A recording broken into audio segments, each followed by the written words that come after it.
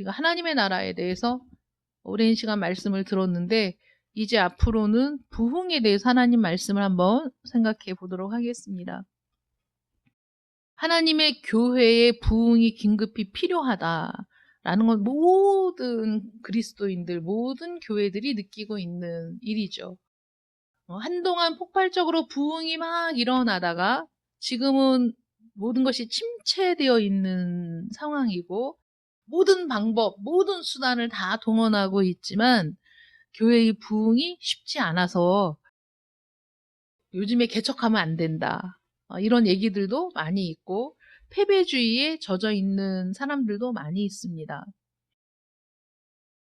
우리는 이런 상태이기 때문에 더더욱 지금의 사회, 지금의 교회의 현실 이런 데 관심을 가져야 하고 전능하신 하나님의 전신갑주에 관심을 가져야 할 마땅한 시기이다 이렇게 보여집니다.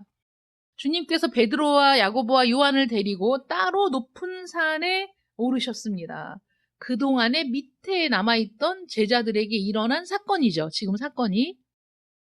예수님께서 변화산에서 놀라운 사건을 목격하고 이제 요한과 베드로와 야고보가 주님과 함께 산에서 내려왔습니다. 내려오다가 보니까 많은 무리가 제자들 주변에 모여서 논쟁을 하는 모습을 보게 됐습니다.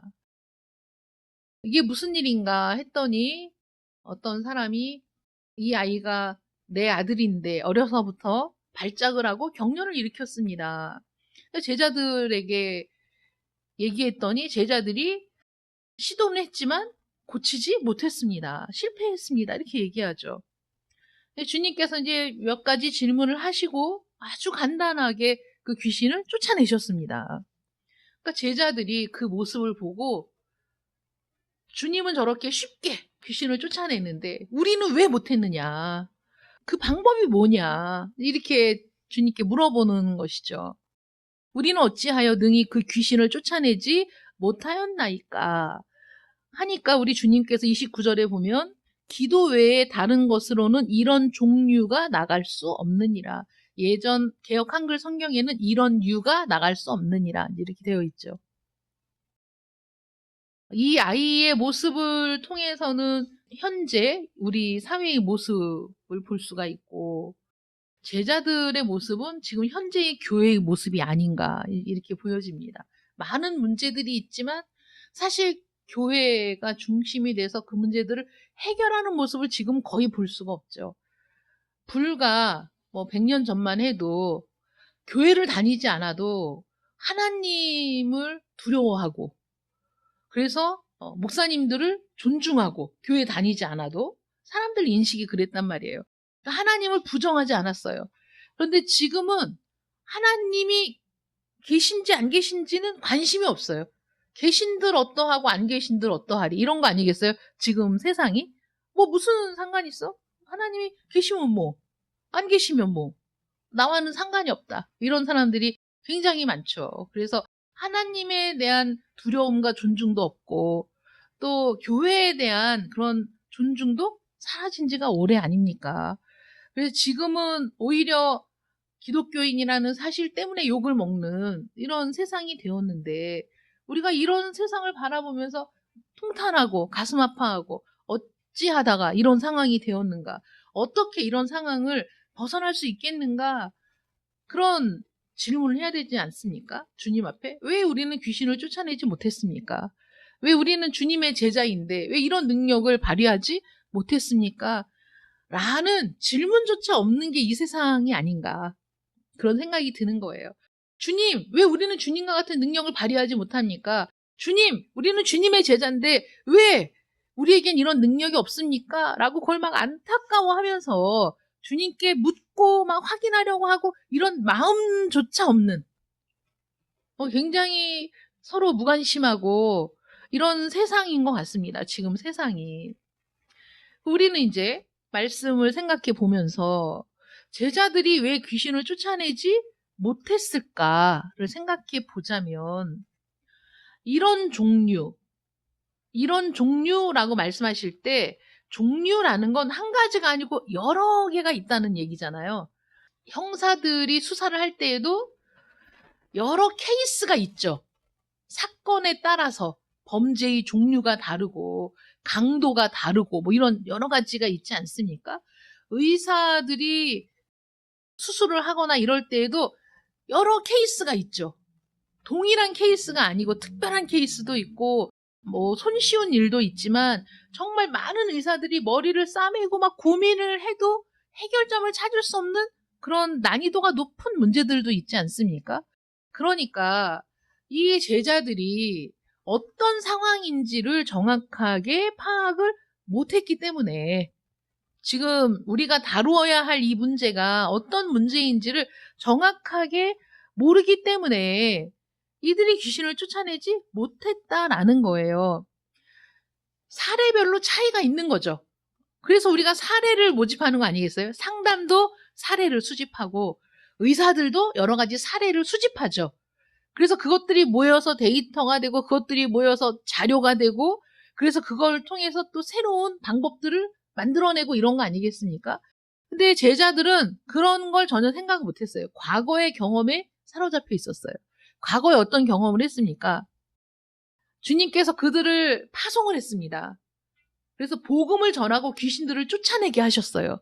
그러니까 제자들이 나가서 복음을 전하는데 많은 귀신들을 쫓아냈단 말이에요. 그러니까 이들이 주님께 돌아와서 뭐라고 얘기했냐면 귀신들도 우리들에게 항복하더이다 라고 막 업된 거죠.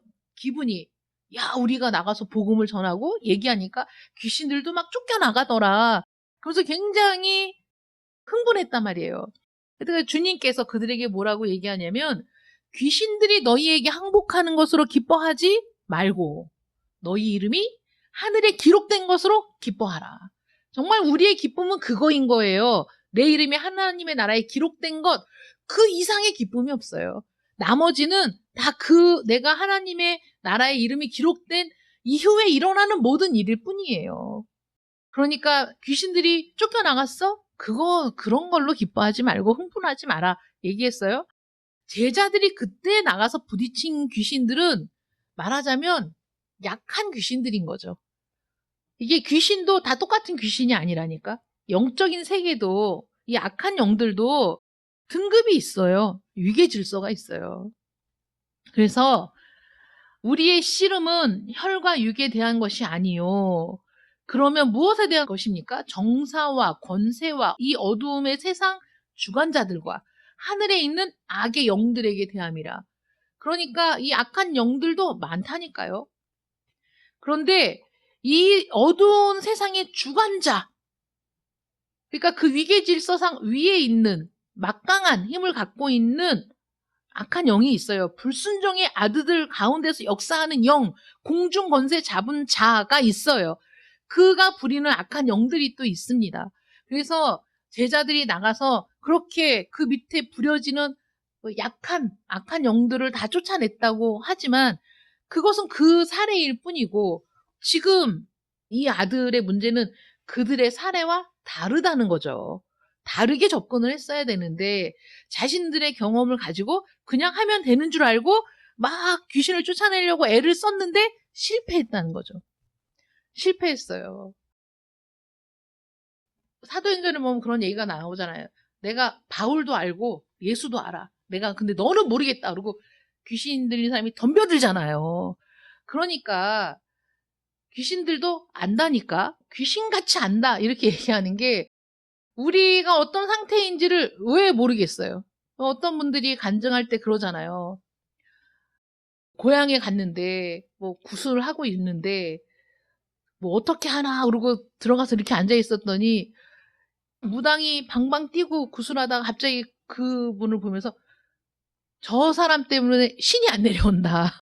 저 사람이 나가야지 구슬할 수 있다 이렇게 얘기했다. 이런 간증을 제가 그전에 들은 적이 있어요.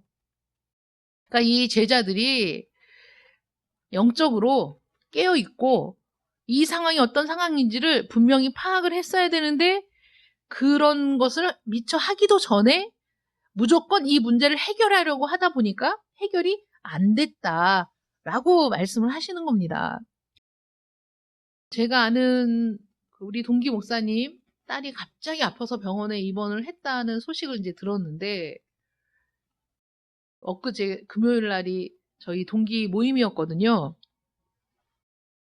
근데 그분이 참석을 못 하셨어요. 그래서 무슨 일이 있는가 전화를 해봤더니 딸이 너무 아파서 옆에서 보는 게 너무 고통스러운데 검사를 해도 병명이 안 나온다. 그런 경우 굉장히 고통스럽죠.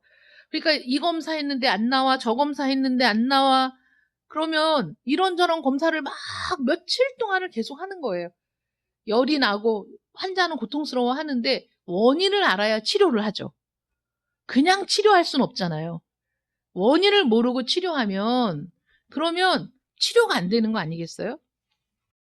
정확한 진단을 내리기 전에 어떤 식으로든지 치료하려고 한다면 그거는 낭비이고 환자에게 고통만 주는 것일 뿐이죠. 그러니까 이 환자가 지금 고통스러워해도 어떻게든지 정확하게 진단을 하기 위해서 여러 가지로 검사를 시행을 하는 겁니다. 그래서 바른 진단을 해야 된다는 거죠.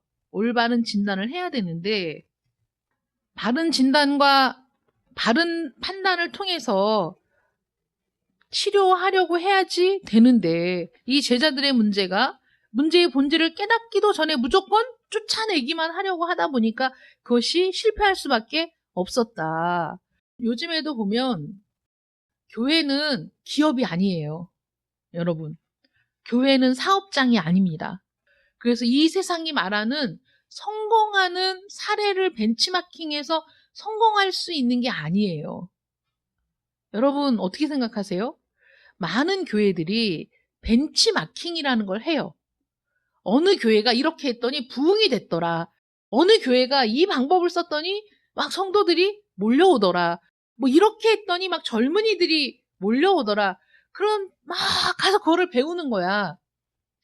어떻게 하면 그렇게 할 수 있을까? 근데 가서 뭘 배웁니까? 방법을 배워요. 어떻게 하니까, 어떤 시스템을 갖췄더니, 우리가 무언가 프로그램을 했더니, 그랬더니 부흥이 됐더라. 라는 것을 벤치마킹 한다는 것은, 다시 말해서 그런 것들이 우리가 사업을 하는 사람의 마인드로 내가 이걸 하니까 수익이 극대화되더라.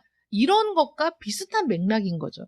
왜냐하면 사람은 물건과 다르고 사람은 다른 어떤 제품들과는 다른 거예요.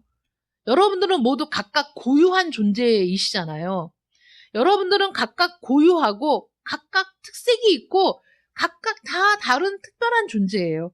그래서 어떤 제품을 막 만들어서 이런 제품, B라는 제품 그런 걸 유통하는 이런 게 아닙니다.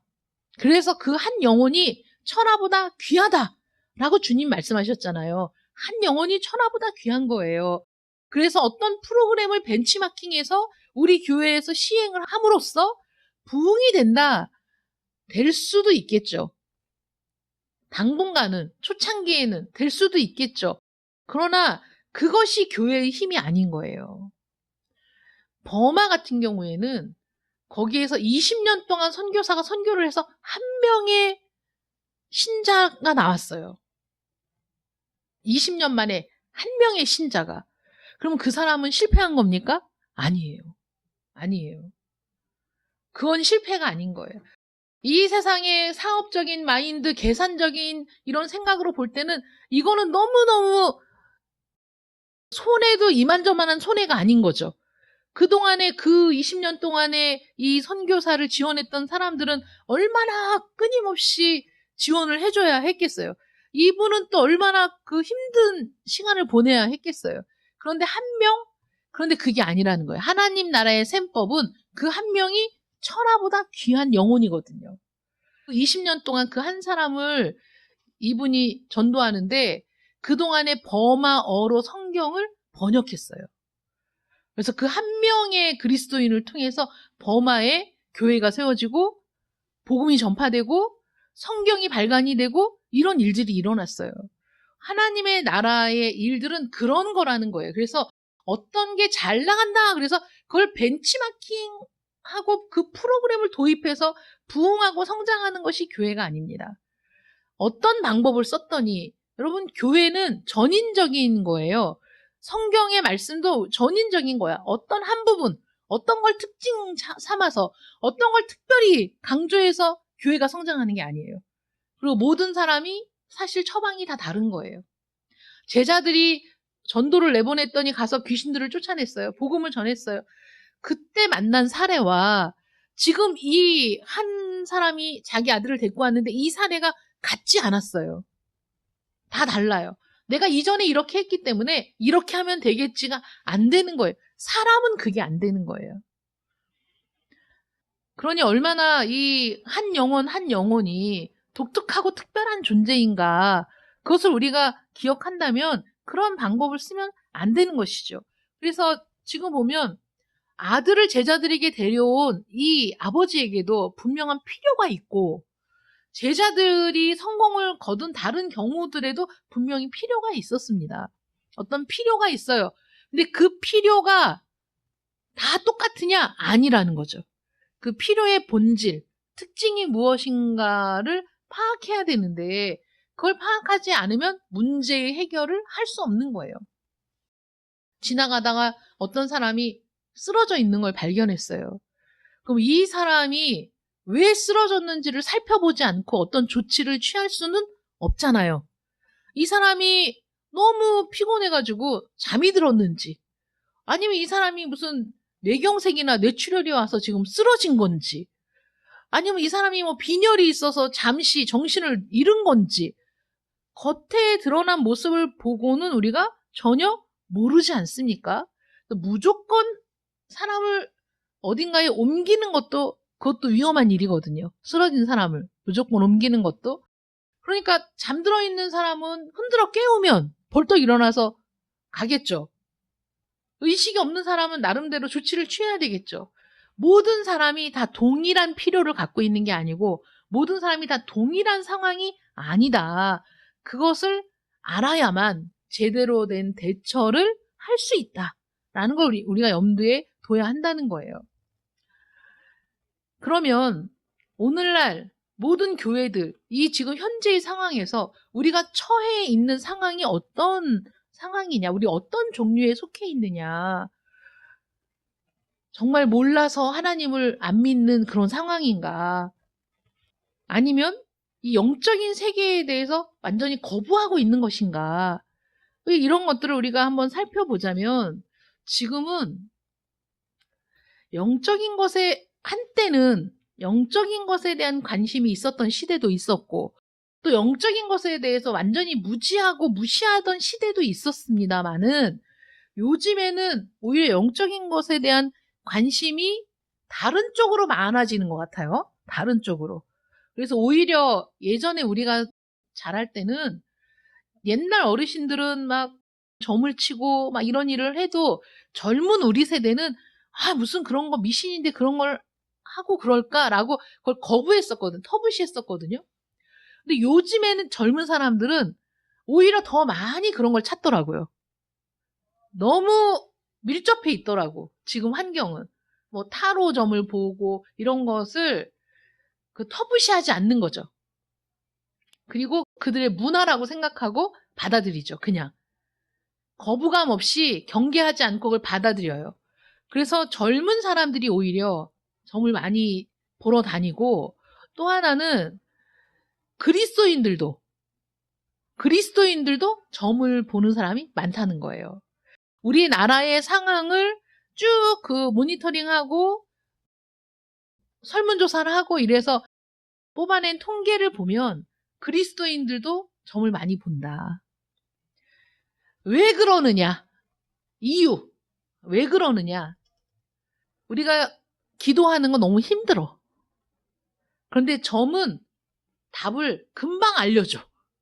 물어보면 이렇게 해라 저렇게 해라 금방 알려주잖아요. 지금 사람들은 유튜브 영상도 길어서 안 본다며. 그래서 쇼츠 영상이 그렇게 대세인 거잖아요. 그러니까 지금은 어떤 거를 인내하고 기다리는 일이 힘들어. 너무 지쳐. 빨리 답을 얻기를 원하는 거예요. 맞는 답이든 틀린 답이든 빨리 답을 주기를 원해. 김지선 씨라고 이대의 한때 퀸이었던 그분이 이제 전신 화상을 입고 지금 이제 수십 번의 수술을 거쳐서 열심히 살아가고 있지만은 여전히 얼굴은 예전의 얼굴을 회복하지 못하고 지금도 얼굴이 좀 그러시잖아요. 근데 그분 얘기가 그런 거예요. 자기에게는 두 가지의 길밖에 없었다. 한 가지의 길은 건물 옥상으로 올라가서 뛰어내리는 것. 또 하나의 길은 하나님께 따지는 것. 그래서 자기가 먼저 하나님께 따지려고 교회에 가서 나를 살려놨으면 뭔가 대책이 있을 거 아니냐고. 그래서 막 3시간을 기도했대요. 근데 저는 이제 다른 얘기는 다 차치하고 그분이 이런 얘기를 하는 거예요. 그런데 하나님이 아무 답이 없으셨다는 거예요. 3시간을 울고불고 기도했는데 하나님이 아무 말씀이 없으셨다. 그러면서 하는 말이 여러분도 아시다시피 하나님이 종종 그러시잖아요. 이렇게 얘기하는 거예요. 여러분 그게 이해가 되세요? 이게 이해가 안 되는 사람은 기도를 안 한 사람이야. 이게 이해가 안 돼. 왜 그러지? 이런 사람은 기도를 안 해본 사람이에요. 여러분 기도를 해보세요. 하나님이 기도할 때마다 응답하시던가요? 기도할 때마다 이렇게 해라 저렇게 해라 그래 너는 이 길로 가라 저 길로 가라 이렇게 하십니까? 아니요. 하나님이 그렇게 매 순간 매번 말씀하시지 않아요. 그러니까 3시간 4시간 기도하고 하루 이틀 기도해도 하나님이 나에게 명확하게 답하지 않으실 때가 종종 있으시다고요. 자주 그러신다고요. 자주 그러시는 거야. 그러니까 사람들이 그걸 못 견디는 거야. 그러니까 자꾸 눈을 딴 데로 돌리는 거지. 그래서 빨리 답을 주는 곳으로. 내가 지금 막 죽겠는데, 내가 지금 정말 내가 죽을 것 같은데 누군가 나에게 뭔가 답을 줘야 되잖아. 그러니까 즉석에서 답을 주는 이런 것들을 사람들이 선호한단 말이에요. 그 뒷일은 차치하고 일단 그 순간의 답답함을 해결하기 위해서. 그런데 하나님은 절대 그러신 분이 아니시거든요. 그러니까 지금은 영적인 일에 관심이 없는 게 아니라 영적인 일에 지금 관심은 있지만 그 관심이 너무나 개인적이고 주관적이고 자기중심적이라는 거죠. 나에게 맞춤, 개인 맞춤형의 그런 영적인 그런 것들을 원하는 거죠. 그래서 젊은 사람들이 또 때로는 그리스도인들이 점을 본다 이거예요. 요즘에 점 보는 게 꼭 무슨 빨간 깃발 붙여진 무슨 집에 찾아가지 않아도 되잖아요. 지금은 컴퓨터로도 막 뭐 하는 거 많이 있다면서요. 그러면 너무나 손쉽게 너무나 쉽게 아무도 모르게 할 수 있어요. 그러니까 사람들이 그런 데 많이 빠져든다 이거예요. 그래서 사실 그런 식으로 따지면 우리나라의 무속 인구는 굉장히 많이 폭발적으로 늘어났다는 거예요. 지금 우리가 처한 현실이 바로 그렇다는 거죠. 그러면 그런 그 조급하고 빨리 답을 얻어야 되고 그래서 꼭 하나님이 아니어도 되는 이런 사람들이 점점 많아지는 지금 이 현실을 우리가 생각을 해야죠. 보고 있어야죠. 그래서 우리가 그들에게 제대로 된 처방을 내려야 되잖아요.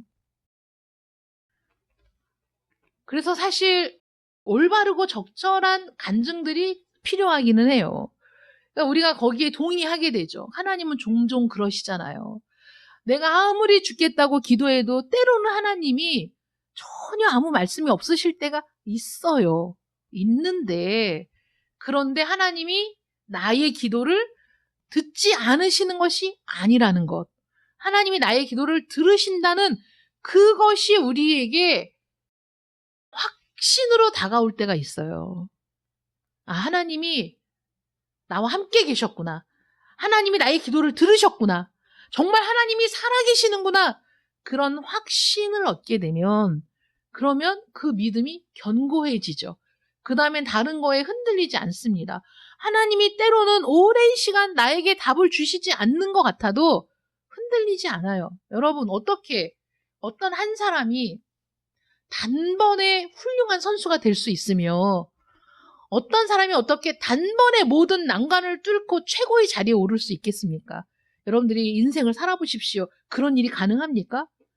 잠 못 자고 불굴의 의지로 공부하는 사람은 열심히 밤낮 없이 공부하고 운동하는 사람들은 밤낮 없이 운동에 시간을 보내야만 결실을 얻을 수 있는 거잖아요. 열매라는 건 그런 거 아닙니까? 나무에서 열매를 수확하려고 해도 바람이 불고 비가 오고 뜨거운 태양 아래 있는 시간을 지나야만 열매를 얻을 수 있어요. 인생의 열매라는 것이 그렇게 주어진다는 것. 내가 애쓰고 땀을 흘린 그 시간들이 결코 나를 배신하지 않는다는 건 하나님을 알지 못하는 사람들도 알고 있는 진리 아닙니까? 거기에 사람들이 그렇게 알고 있는 그 상식을 또 일깨우고, 그래서 그런 연단과 고난의 시간을 통해서 얻어지는 열매야말로 무엇과도 바꿀 수 없는 귀중한 결실이라는 사실을 우리는 얘기해야죠. 그건 만고불변의 진리 아닙니까? 심은 대로 거두고 누구나 부인할 수 없는 진리잖아요. 그리고 그렇게 하나님이 응답하시지 않는 것 같지만 그 씨름하는 과정 속에서 우리는 그 무엇과도 바꿀 수 없는 지혜를 얻고 또 인내하게 되고, 그리고 모든 것들을 더 깊이 볼 수 있는 눈이 열리고 여러 가지 상황을 고려할 수 있는 그런 안목을 얻게 되고, 그러다가 어느 한순간에 하나님이 나와 함께 계셨고 나의 기도를 들으셨고 결국 하나님은 나를 여기까지 이끄셨다는 사실을 깨닫게 되죠. 이것은 그 무엇과도 바꿀 수 없는 하나님과 나만의 교감, 기쁨, 그 교제에서 누리는 나의 그 영원한 기쁨이 되거든요. 이걸 누가 줄 수 있겠어요? 누가 이런 기쁨을 줄 수 있습니까? 누가 이런 관계에서 오는 이런 만족을 줄 수 있습니까? 어떤 분이 하루에 8시간씩 이틀간에 걸친 교육을 받았는데 그분이 아우 목사님 교육을 받았는데 점심시간이 됐는데 모든 사람이 전부 각자 흩어져서 식사를 하더래요. 그 교육을 받았고 이렇게 인사도 하고 했으니까 자기는 식사할 때 같이 할 줄 알았는데 그게 아니더라는 거. 일어나더니 전부 각자 모두 각자 가서 혼자 따로따로 다 식사를 하더라. 자기가 혼자 식당을 찾아가지고 식사를 하는데 그게 너무 충격을 받았다 이렇게 얘기를 하더라고요. 지금 사람들은 누군가와 같이 모르는 사람과 안면을 트고 그래서 얘기를 하게 되고 친해지는 그런 경험을 하고 싶어 하지 않아요. 그래서 다 지금은 굉장히 독립적이고 개별적인 그런 세상을 살고 있잖아요. 그럼에도 불구하고 사람들이 외롭죠. 왜냐하면 관계에서 주는 만족과 그런 기쁨을 누릴 때 사람이 그 행복을 느끼거든요. 근데 그것을 다 서로 차단하고 살거든요. 그러니까 편하지. 누구 신경 안 써도 되지. 나 혼자 있는 게 익숙해. 그런데 관계에서 주는 기쁨과 만족을 누리지 못해. 외로워, 사람들이. 그런데 하나님과의 관계에서는 하나님은 나를 배신하지 않아. 하나님은 나를 이용하지도 않아. 하나님은 나에게 진심이야. 하나님은 나에게 모든 걸 주시는 분이야. 하나님은 나에게 최선을 다하시는 분이야. 여러분, 그런 하나님과의 이 교제가 나에게 얼마나 큰 만족을 주는지, 나에게 얼마나 큰 기쁨을 주는지를 알아가는 거예요. 아이가 젖을 먹고 성장하면서 뒤집으려고 애를 쓸 때 여러분 부모님이 도와줍니까? 안 도와줍니까? 부모 되신 분들 생각해 보세요. 아이가 막 뒤집으려고 애를 쓸 때 도와줘요? 안 도와줘요? 안 도와줘요. 우리 정민이는 어떻게 알고 안 도와준다 그래. 안 도와줘. 왜 안 도와주죠? 걔가 해야 돼. 그 아이가 뒤집어야 돼. 자기 힘으로. 그래서 아이들이 뒤집으려고 할 때 보면 얼마나 애를 쓰는지 몰라요. 막 그 땀을 뻘뻘 흘리면서 막 몸을 막 뒤집으려고 애를 쓰는데 그 모습도 이쁘죠. 사랑스럽고. 근데 그렇게 애를 쓴다고 한 번에 뒤집느냐? 아니에요. 며칠 그게 고생한다니까요. 며칠을 뒤집으려고 애를 쓰고 막 근데 또 얘네들이 뒤집을 때가 되면 거기에 몰두해 있어. 뒤집을 때까지. 그래서 전 먹고 뭐 이러고 있다가 얘네는 뒤집으려고 막 인상을 쓰고 오만 저기라고 때로는 짜증도 내고 울기도 하거든요. 근데 어느 날 딱 뒤집어. 그럼 얘는 완전히 신세계를 경험하는 거야, 애기가. 너무 좋아하잖아요. 뒤집고 나면. 애들이 뒤집으면 배만 바닥에 대고 손발을 들고 막 이렇게 흔들거든요. 그러면 부모들도 옆에서 같이 기쁘잖아요. 하나님이 우리를 보실 때 그렇게 보시는 거예요. 참 부모이신 하나님이시잖아요. 우리가 뒤집어야 할 때 뒤집어야 되거든. 우리 힘으로. 그러니까 두고 보시는 거야. 아유, 힘내라. 그렇지. 조금만 더. 그러면서도 안 도와주셔. 근데 우리는 안 도와주신다고 하나님을 원망하잖아요. 그런데 그게 아닌 거야. 우리의 힘으로 뒤집어야 돼. 그럼 그게 내 능력이 되잖아요. 아이들이 일어날 때도 금방 일어나요? 아니에요. 일어날 때 어른들이 엄마가 도와주려고 하면 애들이 싫어하잖아요. 그래서 그 옆에 있는 걸 붙잡고 낑낑 대고 일어난다고, 넘어져도. 얘네들이 스스로 서게 됐을 때 제일 먼저 하는 행동이 뭐예요? 아, 모르세요? 저는 너무 기억을 잘하고 있는데, 아이들이 처음에 딱 서는데 성공하면요, 옆에 그 책상이나 의자나 붙들고 막 이렇게 하잖아요. 좋아가지고. 자기가 섰다는 그 기쁨 때문에 막 이렇게 무릎을 굽혔다 폈다 한다고. 그래요. 그런 기쁨을 부모가 도와준다고 누릴 수 있는 게 아니에요. 자기가 스스로 해냈을 때 기쁜 거예요. 하나님께서는 끊임없이 우리 옆에서 보고 계신다니까. 그래, 뒤집어라. 조금만 힘내라. 뒤집어. 그래.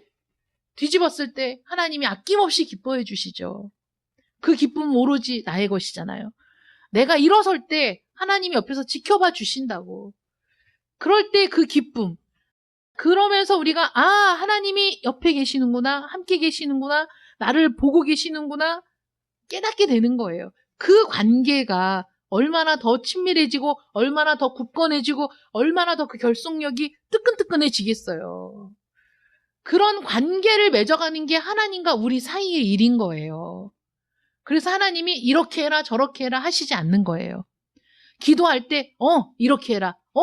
거기 들어가라. 그만둬라. 이렇게 하시지 않는다고요. 왜냐하면 우리가 씨름을 해야 얻을 수 있는 게 있거든요. 우리가 씨름을 해야 성장하거든요.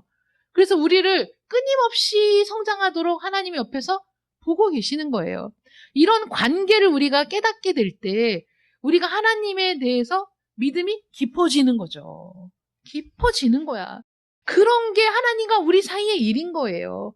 그러니 이 얕은 영적인 관심, 그래서 불나방처럼 막 쫓아다니는 그것이 그들에게 어떤 기쁨이 되고 그들에게 어떤 동력이 될 수 있겠습니까? 쉽게 문제를 해결하고자 하는 그 마음을 충족시켜 주는 것이 사람들에게 어떤 유익이 있겠습니까? 전혀 유익이 없죠. 그래서 지금 우리 현실이 그런데 우리는 이 세상에 어떤 메시지를 줄 수 있습니까? 우리는 우리의 모습을 그렇게 보여주는 거예요. 씨름을 했는데 힘들었는데 나도 그때는 고통스러웠는데 시간이 지나고 나니까 이런 걸 깨닫게 됐어. 이런 상황을 내가 알게 됐어. 이런 모습, 성장해가는 모습. 끊임없이 씨름을 하면서 하나님과 더 친밀한 관계를 맺어가는 모습을 제시하고 보여줘야죠. 이것은 그 어떤 사람과 맺는 관계에서 주는 그런 기쁨이 아니야. 이것은 영원하고 변하지 않는 하나님과 나의 관계의 기쁨, 그 관계에서 오는 만족감, 그 관계가 나에게 주는 그 힘, 능력. 예전에 우리 장로님이 연애 편지 쓸 때 그런 편지에 그 내용이 있었어요. 우리 서로 각자 매력을 가꾸어서 그래서 서로에게 언제나 매력적인 존재가 되자, 이런 정확한 문구는 생각이 안 나는데 그런 내용을 한번 쓴 적이 있어요. 자신의 매력을 가꾸는 것이 서로의 관계에 있어서 더 좋은 관계를 맺게 되는 그런 동력이 된다. 또 여러분들이 그런 말씀도 들어보셨을 거예요. 서로 사랑한다면 그 사랑하는 에너지가 서로를 성장시키는 에너지가 돼야 돼. 그래야 그게 건강한 관계이고 건강한 사랑이야. 그렇지 않습니까? 그런데 서로를 파괴하는 사랑도 있잖아. 사랑이라는 이름으로 서로를 파괴해. 사랑이라는 이름으로 서로를 얽어매. 사랑이라는 이름으로 상대방을 나에게 종속시켜. 이건 건강한 사랑이 아니잖아요. 잘못된 사랑이잖아. 하나님과 나의 그 사랑의 관계는 서로에게 힘을 주는 사랑이에요. 새로운 힘을 줘. 새로운 능력을 줘. 성장하게 하는 거야. 앞으로 나아가게 하는 거야. 이런 그 관계, 의심하고 또 배신을 당할까 두려워하는 그런 관계가 아니라 서로 신뢰하는, 그래서 하나님과 나의 그 교제는 나에게 앞으로 나아가게 하는 힘이 되고 동력이 되고 또 어떤 비전을 발견하게 되는 그런 관계야. 여러분, 이런 관계가 이 세상에 그 누구와 이런 관계를 맺을 수 있습니까? 하나님의 사랑을 부모의 사랑과 비교하지만 부모의 사랑도 얼마나 불완전하냐고요. 그런데 하나님의 사랑은 완전한 사랑이잖아. 완전한 사랑인데 영원한 사랑이잖아. 그 사랑의 관계 속에 들어간 사람만이 이 세상의 현실에서 순간적인 결정을 다른 사람에게 의지하는 그런 사람들에게 해답을 줄 수 있어요. 길을 제시할 수 있어요. 그렇게 될 때 우리는 주님으로부터 끊임없이 능력을 공급받아서 그 능력으로 귀신을 쫓아내는 거예요. 병마를 쫓아내는 거야. 제자들은 자신들이 그렇게 했었다는 그 사실에, 과거에 사로잡혀 있기 때문에 앞으로 나아가지를 못한 거예요. 그런데 주님은 여기에서 말씀하시잖아요. 기도 외에는, 야, 네가 그전에 그랬어도 지금 기도해야지. 기도해서 하나님이 주시는 능력을 힘입어야지. 하나님은 무한하시잖아요. 무한하신 능력이 있으신 분이에요. 우리가 기도하면 그 무한하신 능력을 주신다니까? 그러니까 기도해야지. 기도해야 이런 종류의 일들도 니네가 능히 할 수 있는 거야. 어떤 종류의 일이 닥쳐도 그 일들을 감당할 수 있는 거야. 기도 외에는 이런 일을 할 수 없어 얘기하잖아. 여러분, 누가 기도할 수 있습니까? 믿는 자가 기도하는 거죠. 믿지 않는데 어떻게 기도합니까? 믿어야 기도하지. 하나님이 능력을 주시는 분이라는 걸 믿어야 기도하지. 어떻게 기도합니까? 기도하지 않으면 절대로 경험할 수 없는 거죠. 하나님을 믿지 않으면 하나님과 이런 관계를 맺을 수도 없고, 하나님을 믿지 않으면 이 관계에서 주는 만족도 누릴 수 없고, 하나님을 믿지 않으면 이 관계에서 오는 힘도 누릴 수가 없고, 하나님을 믿지 않으면 하나님께 기도할 수도 없고, 하나님을 믿으셔야 됩니다, 여러분. 제일 중요한 건 하나님을 믿어야 된다는 거죠. 하나님을 알아야 된다는 거죠. 하나님을 믿지도 않고 알지도 못하는데 이 세상이 죽든 말든 뭔 상관이야. 사람들이 이 세상이 지금 망해가고 있다고 해도 사람들이 신경을 씁니까? 이 지구가 뜨거워져서 몇 년 후에는 북극의 얼음도 다 녹고 그 다음에 생태계도 파괴되고 이런다고 계속 방송이 나와도 누가 신경 쓰냐고. 어떤 사람이 그걸 신경 쓰냐고. 30년 후에 50년 후에 지구가 망한다고 해도 사람들이 그걸 신경 쓰고 지금부터라도 어떻게 해봐야 되겠다 이런 사람이 몇 명이나 됩니까? 제가 볼 땐 거의 없어요. 오늘의 편안함을 위해 미래를 끌어다 쓰는 것에 주저함이 없죠, 사람들이. 지금 눈앞에 있는 것을 해결하는 일에도 늘 전전긍긍하기 때문에 10년 뒤의 일을 생각할 사람이 어디 있습니까?